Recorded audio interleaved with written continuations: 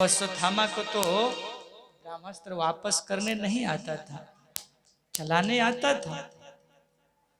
कन्हैया ने कहा कि हे अर्जुन, आप ही दोनों ब्रह्मास्त्र को शांत करो, आप ही शांत करो। अर्जुन ने ब्रह्मास्त्र को शांत किया और दौड़ करके जाके अश्वत्थामा को पकड़ लिया। और जैसे ही पकड़ लिया, मारने के लिए दौड़े, अभी मार दूंगा। फिर मन में आया नहीं नहीं, द्रौपदी के सामने चल के मारूंगा। कन्हैया ने कहा जैसी आपकी इच्छा, आप विचार करके देखिए। अर्जुन ले करके जैसे ही सभा में आया, आप लोग थोड़ा विचार करिए, मेरे कन्हैया ने, मेरे गोविंद ने जिसे द्रौपदी को सखी कहा हो, उसका दिल कैसा होगा। सबको कन्हैया सखी नहीं कह सकते हैं।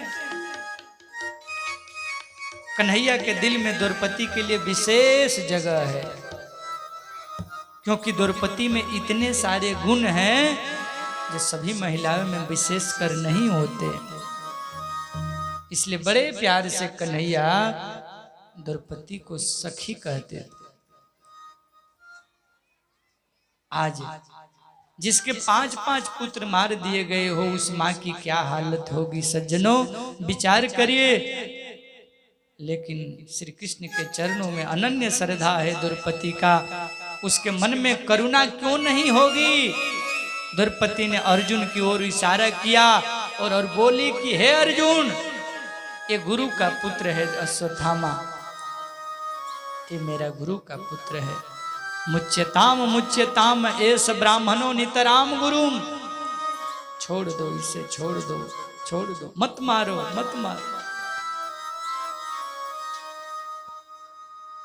जिसके 5 बेटा को भी मार दिया गया हो, उसकी मां का दिल कैसा है। कथा क्या संदेश दे रही है।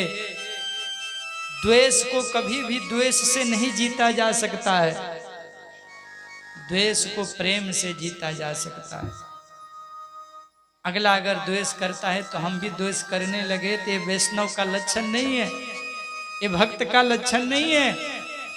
वो अपना जाने, हम तो प्रेम से रहेंगे, प्रेम करेंगे। 5 पुत्रों को मारने वाले अश्वत्थामा को द्रौपदी ने छुड़ा दिया। छोड़ दो इसे, गुरु का बेटा है, गुरु का बेटा है। और मेरे 5 बेटे मर गए तो इसको मारने से क्या मेरा बेटा वापस आ जाएंगे, मिल जाएंगे? तो फिर, और मैं भी मां हूं, तो मां का दर्द मैं समझती हूं। और इसकी भी एक मां है, गुरु माता आपकी। वो बेचारी का एक ही तो आंधे का सहारा ये लकड़ी है। हमारे तो 5 पति हैं, मेरे साथ मैं जी लूंगी, रह लूंगी। इनके गुरु को तो आप लोगों ने युद्ध में मार दिया, इनके पिता को, और बेटा को भी मार दोगे तो बुढ़िया कैसे रहेगी गुरु माता। इसलिए छोड़ दो, छोड़ दो, छोड़। कन्हैया ने कहा कि ठीक कह रही है द्रौपदी। अर्जुन ने कहा बताओ कन्हैया क्या करें, इसके साथ क्या करना चाहिए। जो आप कहिएगा वही मैं करूंगा।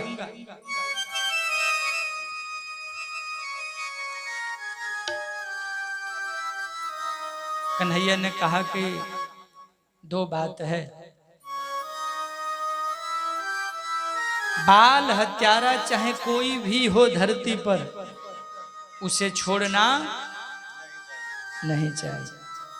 छोटा बालक को जो मार दे, क्योंकि बालक तो कोई अपराध करते नहीं, वो तो धरती पर अभी आए हैं, उसको आपने हत्या कर दिया, ये बहुत बड़ा पाप है, बहुत बड़ा पाप है। लोग अपने स्वार्थ में, क्षुद्र स्वार्थ में अपना बेटा बेटी को मार देते। ऐसे रोज घटना देखने को, सुनने को, पढ़ने को मिलता है।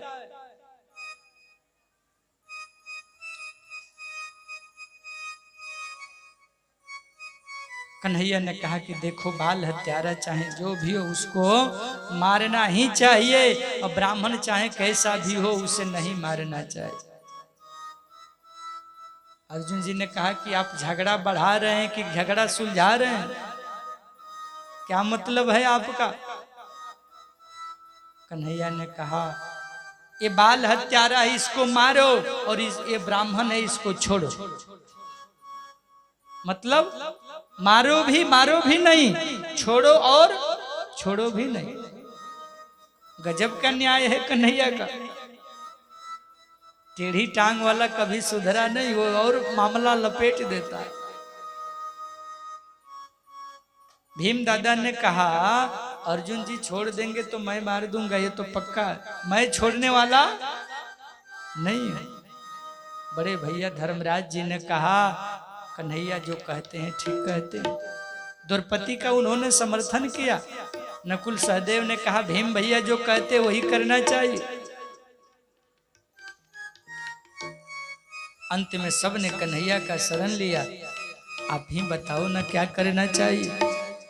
कन्हैया ने कहा, देखो, श्रेष्ठ लोगों का, बड़े लोगों का, सम्मानित लोगों का अपमान कर देना मृत्यु से बढ़कर होता है। किसी का शरीर की हत्या कर दीजिए तो एक दिन में मरेगा, और उसका अपमान कर दिया जाए, समाज में बहिष्कार कर दिया जाए, और अगर जिंदा है धरती पर तो रोज रोज मरेगा, रोज मरेगा एक बार। इसलिए इसका अपमान करो, शरीर का हत्या मत करो, अपमान करो। पांडवों ने क्या किया? पूरा सिर का बाल मुड़वा दिया, और उसके माथे में तेज, मणि, ज्ञान जो कुछ था सब निकाल लिया, और सिर उसका रंग करके, पेंट उंट करके, अपमान करके गांव से बाहर निकाल दिया। ईर्षा में जल रहा है अश्वत्थामा, द्वेष में, गलानी में बिल्कुल भीतर से क्रुद्ध हो चुका।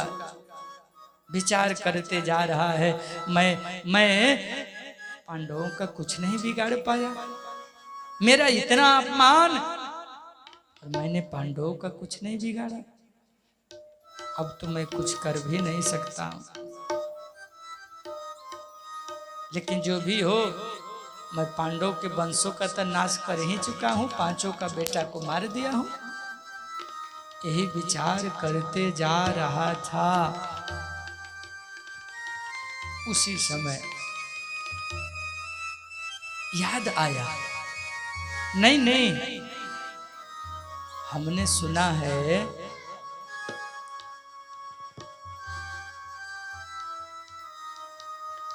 कि अभिमन्यु की पत्नी उत्तरा गर्भ से थी, उसको बालक होने वाला था। ध्यान लगाकर देखा, हाँ उत्तरा तो गर्भवती है, तो मैं पांडवों का वंश कहाँ नाश कर पाया, अब इसको भी नाश करूंगा। और ईर्षा में भरा हुआ अश्वत्थामा ने पुनः एक बार ब्रह्मास्त्र छोड़ दिया। अब जैसे ही ब्रह्मास्त्र छोड़ा, उत्तरा को बड़ा बेचैनी हुआ। ये जो ब्रह्मास्त्र कहा जाता है ना, आज के जो एटम बम है, मिसाइल है, महाभारत के समय उसी को ब्रह्मास्त्र कहा जाता था। अब जब वह छोड़ दिया तो माता उत्तरा को पता चल गया। अब किसके शरण में जाए?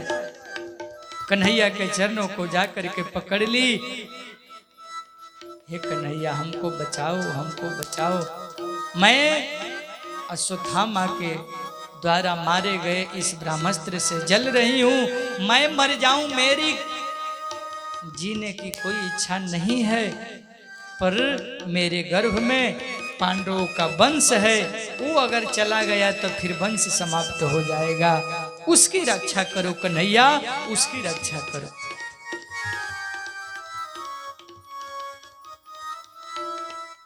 कन्हैया ने कहा कि उत्तरा, तुम थोड़ा देर के लिए मान लो कि मैं तुम्हारा बेटा हूं और मैं रक्षा करूंगा। अंगूठा का रूप बनाए कन्हैया और उत्तरा के गर्भ में प्रवेश किए, जाकर के ब्रह्मास्त्र को शांत किया और धीरे धीरे उत्तरा को स्वस्थ कर दिया। पाहि पाहि महायोगीन देव देव जगत पते, नान्यम तवद भयम पश्ये, यत्र मृत्युः परस्परः, यत्र मृत्युः परस्परः। एक रूप से बाहर कन्हैया खड़े हैं और एक रूप से उसको स्वस्थ कर रहे हैं। जैसे भगवान के सामने जीव की कोई चालाकी नहीं चलती, वैसे ही भक्तों के सामने भगवान की भी चालाकी नहीं चलती है। भगवान के सामने, भक्त के सामने भगवान हार जाते हैं। आज अपने उत्तरा के सामने भगवान हार गए और उसके बालक की रक्षा की। वो बालक बाद में अभिमन्यु का बेटा परीक्षित है, जिसकी रक्षा गोविंद ने किया। बोल कृष्ण कन्हैया लाल की, गौरी शंकर भगवान की, श्री हनुमान जी महाराज की। आइए हम लोग भी श्री कृष्ण भगवान के चरणों में चलते हैं। हमारे नीतीश बाबा के माध्यम से भजन सुनते हैं, फिर आगे कथा को दर्शन करें। बोलिए कृष्ण कन्हैया लाल की। लगी लगन